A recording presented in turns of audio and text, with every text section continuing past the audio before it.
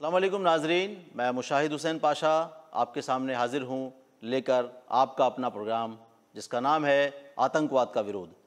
नाजरीन, हम बात कर रहे थे कि इस्लाम किस तरह आतंकवाद का विरोध करता है, आतंकवाद की पुरजोर मुखालफत करता है, जिसमें हमारे साथ शेख अरशद बशीर मदनी साहब मौजूद थे। इसके अलावा जिहाद किस तरह मुसलमानों के ख़िलाफ़ भी होता है। आज हमारे स्टूडियो में फिर मौजूद हैं शेख अरशद बशीर मदनी। आइए हम उनसे बात करते हैं।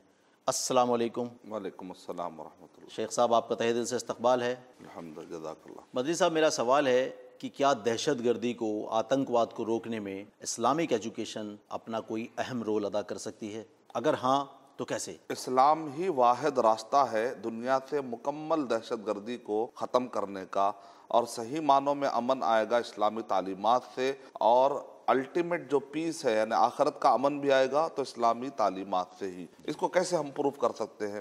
तारीख पढ़कर अगर हम देखते हैं तो नबी अकरम सल्लल्लाहु अलैहि वसल्लम जिस जगह पर भेजे गए थे वहाँ पर दहशतगर्दी की हर किस्म मौजूद थी। औरतों पर अत्याचार, डोमेस्टिक वायलेंस की मिसाल ले लीजिए आप, बच्चों को कत्ल करने का, चाइल्ड अब्यूज कहिए, या जब बच्चे को ही कत्ल कर दे रहे हैं, अब्यूज से भी खतरनाक, यानी बच्चों का हरासमेंट हो, औरतों का हरासमेंट हो, कमजोरों का हरासमेंट हो, यानी दहशतगर्दी की जितनी किस्में हो सकती है उस जमाने में मौजूद थी। तो नबी अकरम सल्लल्लाहु अलैहि वसल्लम को अल्लाह ताला ने एक ऐसे एरिया में भेजा कि अगर वहाँ की दहशतगर्दी साफ हो सकती है तो फिर दुनिया में हर जगह की दहशतगर्दी साफ हो सकती है। जैसे कहते हैं अगर आदमी फला जगह तुम कार चला लिए, इसका मतलब दुनिया में कहीं भी चला ले सकते। एक मिसाल मशहूर है। तो एक मखसूस जगहों पर अगर कोई टेस्ट पास हो जाता है तो उसके बाद लोगों के लिए बाकी जगहों पे अप्लाई करना आसान हो जाता है। तो कुरान मजीद में कई तरीके से दहशतगर्दी को ख़त्म किया गया। मिसाल के तौर पर सबसे पहले तो कुरान मजीद में जो तरीका अपनाया गया वो है अल्लाह ताला तुम्हें देख रहे हैं। इसका फ़ायदा क्या होता है? एक आदमी कानून की नज़र से दिन के सूरज के उजाले में बच सकता है,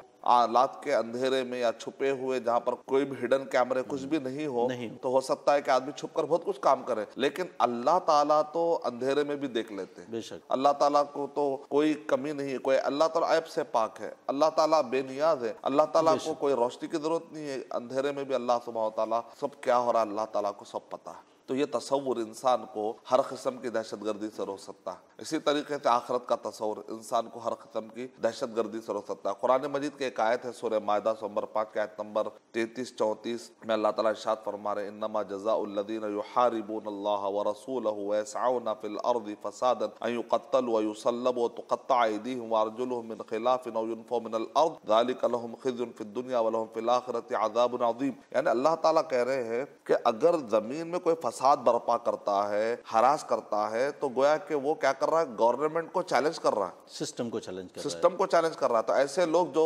बागी हो जाते हैं, मुआशरे के अंदर लोगों को सताते हैं, तो इनमें से जो ऐसा कर रहे हैं इनको कत्ल कर दो पब्लिक के सामने ला। क्योंकि जैसे डॉक्टर क्या करता है, जिस्म में बीमारी फैलने का डर होता है तो क्या करता है? कहता है मरीज से कि तुम्हारी एक उंगली काट देंगे, तुम्हारा फला हिस्सा काट देंगे, वरना ये पूरा जहर फैल जाएगा तो आखिर में पूरा हाथ काटना पड़ेगा। तो कहता है भाई छोटा नुकसान बेहतर है बड़े नुकसान से, तो उसकी उंगली काट दी जाती है। इसी तरीके से अगर चंद शरपसंद जो मिसक्रिएंट होते हैं, समाजी यानी जिसको कहते हैं बद अनासिर कहते हैं, जो बगावत करते हैं, दहशतगर्दी फैलाते हैं, लोगों को सताते हैं, लूट घसुट करते हैं, इनको वक्त का हाकिम बगावत की बुनियाद पर अगर कत्ल कर देता है, ऐसे दहशतगर्दों को सजा छुपा कर नहीं देनी चाहिए। अक्सर क्या होता है? छुपा कर सजा दी जाती है, लेकिन इस्लाम में यह है कि जब भी सजा दी जाए तो पब्लिक के सामने लाकर इनको सजा दी जाए। यानी आपका कहने का मतलब है कि चौराहे पर लाकर उन्हें मारा जाए, जिस तरीके से आज भी सऊदी अरब में बिल्कुल सजाएं दी जाती। उसका फायदा क्या होता है? जब आदमी कोई चीज देखता है तो खौफ बैठ जाता है, क्योंकि जो आदमी मुजरिमाना जहन का होता है उसको समझाने से, लातों के भूत बातों से नहीं मानते। तो इस्लाम में शिद्दत बरती गई, लेकिन लोग क्या करते हैं? ये क्या है? कत्ल का बदला कत्ल क्यों है? कत्ल का बदला पैसे देकर छूट जाना होता तो बेहतर था। तो हम कहेंगे खालिक मखलूक के मिजाज को बेहतर जानता है। अला यअलमु मन खलक़ व हुवल लतीफुल खबीर। क्या वो जिसने पैदा किया वो नहीं जानता कि मखलूक को किस चीज की जरूरत है और किस चीज की जरूरत नहीं है? तो अगर पैसों का तस्वर आएगा तो वो मारते वक्त पर ये सोचेगा पैसे देकर बच जाऊंगा, लेकिन उसके मारते पे ये तस्वर रहेगा अगर मैं मारा, गलती से भी अगर पकड़ा गया तो मेरे साथ क्या होगा, मैं भी मारा जाऊंगा। तो नतीजे में क्या हो जाएगा? जिसको मारने जा रहा है वो भी बच जाएगा। एक जहनियत उसको प्रोग्रामिंग होगी, सही प्रोग्रामिंग होगी। वो जिसको मारने जा रहा है वो भी बच गया और ये खुद भी बच गया। तो खिसास के सिस्टम में दोनों की जान बची कि नहीं बची? आप कहना चाहते हैं कि मारने वाला भी बच गया और मरने वाला भी बच गया, तो वो जुल्म से बच गया। तो खिसास के वो कत्ल सिस्टम से कत्ल करने वाले को ऐसे तरीके से प्रोग्राम किया गया कि बाय डिफॉल्ट दोनों भी बच गए। लोग समझते हैं कि खिसास को अप्लाई करेंगे तो सबका कत्ल होना शुरू हो जाएगा, ऐसी बात नहीं है। खिसास का जब सिस्टम आएगा तो शुरुआत करने के लिए भी वो कीड़े जो मर जाते हैं, इक्का दुक्का करके वाकया कोई मुजरिम इतना खतरनाक हो कि आपकी बात को रोकते हुए मैं ये कहना चाहूंगा कि क्या इस सिस्टम को आप उससे जोड़ सकते हैं जिस तरीके से आज गवर्नमेंट भी जो बड़े क्रिमिनल्स हैं उनका एनकाउंटर कर देती है? देखिए, जो भी वक्त का हाकिम के खिलाफ बगावत का जब मसला आता है तो दुनिया की कोई भी गवर्नमेंट उसको बर्दाश्त नहीं करती। तो जब कोई दहशतगर्दी करता है तो गोया कि खुल्लम खुल्ला सिस्टम को चैलेंज कर रहा है और आवाम को नुकसान पहुंचा रहा है, मासूमों को नुकसान पहुंचा रहा है। वो मासूम मुसलमान भी हो सकता है, गैर मुस्लिम भी हो सकता है, वो मेरे और आपकी बहन हो सकती है, कोई भी हो सकती है। तो उस माँ से पूछो जिसका बच्चा मर गया, या उस यतीम से पूछो जिसका बाप मर गया, तो ये गम को हम कैसे साफ कर सकते हैं जब तक कि हम सख्त कानून नाफिज ना करें। तो इस वजह से दहशतगर्दों पर रहम करना मासूमों पर जुल्म करने के बराबर है। तो इस वजह से सख्त कानून, कुरान मजीद में ऐसे लोग जो दहशतगर्दी वाला काम करते हैं उनको कुरान मजीद में मुहारिब की कैफियत में कि हो गया कि वक्त के सिस्टम को चैलेंज कर रहे हैं, ऐसे लोगों को कत्ल करने के लिए कहा कि उनको क्या करो, कत्ल कर दो, या फिर उनको क्या करो, सूली पर लटका दो, या फिर उनको आड़े बाड़े काटो, यानी कि एक हाथ और एक पैर, ताकि लोग इनको देखकर इबरत लेके भाई इतना ज्यादा कैसा हो गया, इतनी सख्ती से सजा, या उनको काले पानी की सजा जिसको हम कहते हैं, यानी कि ऐसी दूर जा भेज दो जहां पर वो आदमी के रोंगटे खड़े हो जाए, जिसको सुनने के बाद नतीजे में क्या हो जाएगा, मासूमों पर जुल्म खत्म हो जाएगा। नबी अकरम सल्लल्लाहु अलैहि वसल्लम ने इरशाद फरमाया, जहां फैसले कमजोर हो जाते हैं, जहां पर जस्टिस इंसाफ नहीं मिलता, वहां पर कत्ल गारतगिरी आम हो जाती है, बदउनवानियत फैल जाती है। लोग क्या करते हैं, गलत रास्ता अख्तियार करते हैं। इसीलिए सिस्टम को भी अच्छा करना है, मुआशरे को रिश्वत से पाक करना है, मुआशरे के अंदर अल्लाह का खौफ पैदा करना है, मुआशरे के अंदर मरने के बाद दोबारा उठकर हिसाबो किताब देने का जो शऊर है, फमन यअमल मिस्काल ज़र्रतिन खैरन यरा व मन यअमल मिस्काल ज़र्रतिन शर्रन यरा, यानी कि जर्रा बराबर भी अगर बुराई करेगा तो क़यामत में देख लेगा। ये जो क़यामत का तस्वुर है, तौहीद का तस्वुर है, ये तालीमात जो इस्लाम की है। फिर इस्लाम का जो क्रिमिनल लॉ है, उसको जो जस्टिस कायम करने का, इंसाफ कायम करने का जो सिस्टम है, उसको अगर हम सही तौर पे इम्प्लीमेंट कर देंगे तो देखिए आप तारीख में नबी सल्लल्लाहु अलैहि वसल्लम के जमाने में कैसा अमन आ गया। आर्नल्ड जो कि एक जमाने में अलीगढ़ यूनिवर्सिटी के प्रोफेसर थे, ओरिएंटलिस्ट है, अल्लामा इकबाल के उस्ताद है भी कहा जाता है, तो ओरिएंटलिस्ट है। इन्होंने किताब लिखी प्रीचिंग ऑफ इस्लाम, के इस्लाम कैसे फैला। इस किताब में लिखा हुआ है कि पर्शियन एम्पायर के और दुनिया भर के सारे इंसान इंतजार करते थे कि कब मुसलमान हमारे पास आएंगे और आकर हमारे हुकूमतों से हुकूमत हटाकर हम पर हुकूमत करें। क्यों? इसलिए कि मुसलमान जहां रहते हैं वहां के रियाया को, वहां के अवाम को सुकून मिलता है और वो जुल्म नहीं करते। एक गैर मुस्लिम होकर ये कह रहे हैं कि मुसलमानों की हुकूमत को, सहाबा की हुकूमत इतनी अमन से थी कि दूसरे मुल्कों के लोग कहते काश के हमारे पास अगर ये हुक्मरान आ जाए तो बेहतर रहता, इतना ज्यादा वो करते। इसीलिए खरीब में किताब छपी है, इस्लाम का बदील, Islam is the only alternative system.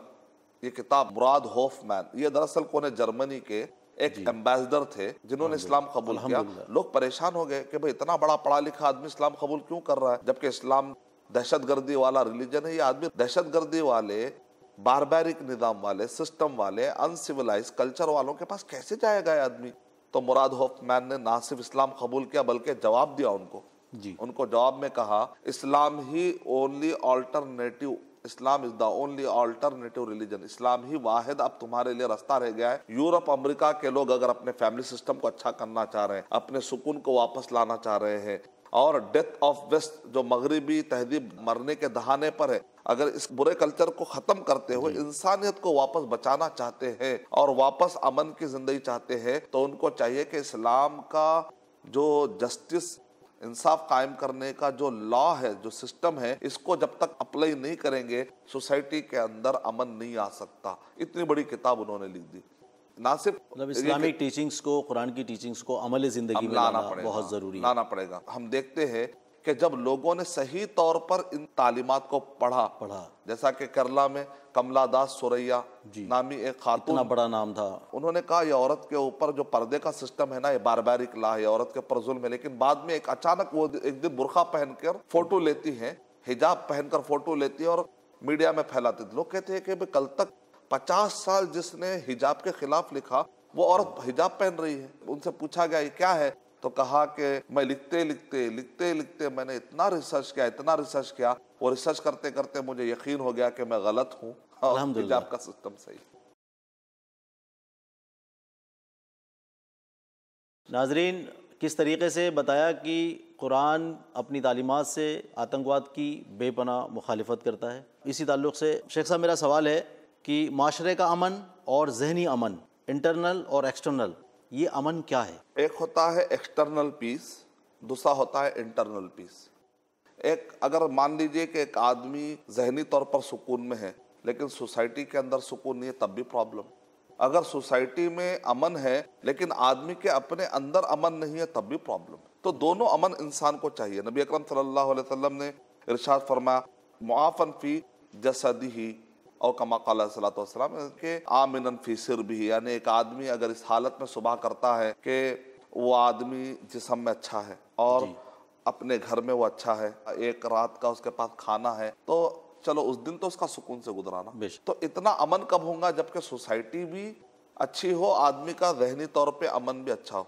घर के अंदर बैंक बैलेंस खूब है लेकिन जहनी तौर पे अमन ही ना हो, या लेकिन सोसाइटी के अंदर दंगे फसाद हो रहे हो, तो ये पीस एंड प्रॉस्पेरिटी के खिलाफ है। इसलिए अल्लाह ताला ने कुरान मजीद में इरशाद फरमाया, ली क़ुरैश इलाफिहिम रिहलतश शिताई वस्सैफ फलयअबुदू रब्ब हाज़ल बैत अल्लज़ी अतअमहुम मिन जूअ व आमनहुम मिन खौफ। वो अल्लाह ताला जिसने इनको भूख से पनाह दी और इनको हर किस्म के खौफ से पनाह दी। तो भूख और खौफ एक दो मिसालें देकर समझा जा रहा है कि यानी माशरे का पीस एंड प्रॉस्पेरिटी, यानी आदमी को आगे बढ़ने के लिए पीस भी चाहिए और बढ़ने के पूरे मौके चाहिए। अगर माशरे के अंदर दहशतगर्दी रहेगी तो प्रोग्रेस कहाँ से आएगा, डेवलपमेंट कहाँ से आएगा, एजुकेशन कैसा मिलेगा, बच्चे स्कूल को कैसे जाएंगे, अगर हॉस्पिटल को कैसे जाएंगे, ऑफिस को कैसे जाएंगे, बिजनेस कैसे करेंगे, प्रॉब्लम ही प्रॉब्लम रहेगा। तो इसलिए एक्सटर्नल पीस भी जरूरी है और इंटरनल पीस भी जरूरी है। अब ये आता कैसा है? सिंपल, तौहीद, रिसालत, आखिरत। तौहीद माने अल्लाह का टॉपिक होता है इसमें, यानी अल्लाह की ज़ात में, अल्लाह के नामों में, अल्लाह की सिफतों में, अल्लाह के कामों में, अल्लाह के साथ की जाने वाली इबादतों में किसी को शरीक ना करके एक अल्लाह को सारे हुकूक अदा कर देने का नाम क्या है? तौहीद। तौहीद इसको कहते हैं। रिसालत माने रसूल।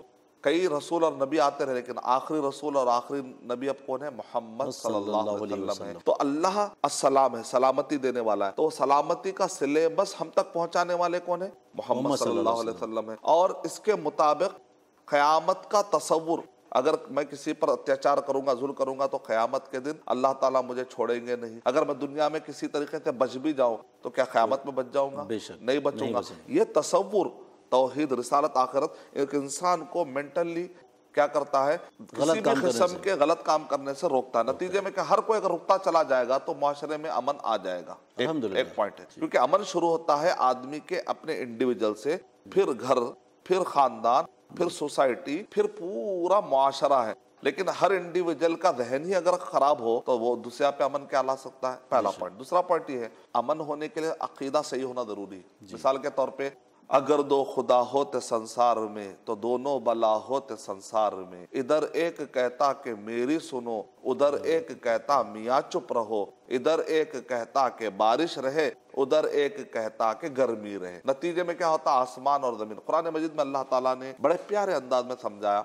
सूरे ज़ुमर सूरा नंबर 39 के आयत नंबर 29 में, ज़रबल्लाहु मसलन रजुलन फीही शुरकाउ मुतशाकिसून व रजुलन सलमन लिरजुल। एक आदमी वो है जिसके दो आका है, एक आदमी है जिसका एक आका है। जी बताओ तो सही कि दोनों में सबसे ज्यादा सुकून में कौन रहेगा? जिसका एक आका है। जिसका एक आका है। तो अगर कई खुदा तुमने बना लिए तो इसको भी खुश करना है, इसको भी खुश करना है, इसको भी खुश करना है, और न जाने किसकी नाफरमानी हो जाए, नाफरमानी हो जाए। और मुसीबत के वक्त पर फला मुसीबत के लिए कौन सा खुदा है हो सकता याद ना है, हो सकता किसी और को पुकार दे आप तो दूसरा नाराज हो जाए। तो इसीलिए यूसुफ अलैहिस्सलाम ने क्या कहा? सूरह यूसुफ नंबर 12 के आयत 39 में, अरबाबुम मुतफर्रिकुन, अलग अलग अलग अलग खुदा चाहिए तुमको या एक पावरफुल खुदा जिसका पूरों का पावर हो? अरबाब मुतफर्रिकून खैरुन अमिल्लाहुल वाहिदुल क़हार। एक अल्लाह को ले लो जिसका पूरों का पावर है, तो तुम सुकून में आ जाओगे। अल्हम्दुलिल्लाह। कुरान मजीद में अल्लाह ताला इरशाद फरमा रहे सूरह अंबिया नंबर 21 के आयत नंबर 22 में, लौ कान फीहिमा आलिहतुन इल्लल्लाहु लफसदता, अगर दो खुदा होते इस कायनात में तो ये आसमान और जमीन जो सुकून से नजर आ रहे कभी की दरहम बरहम हो गए होते। बेशक। यानी फसाद सिर्फ जमीन में नहीं, आसमान में भी फसाद हुआ था। तारे इधर का उधर, सूरज, ये जो सिस्टम से चल रहा है एक खुदा होने की वजह से, एक खुदा और वो अल्लाह सुब्हानहू व तआला है।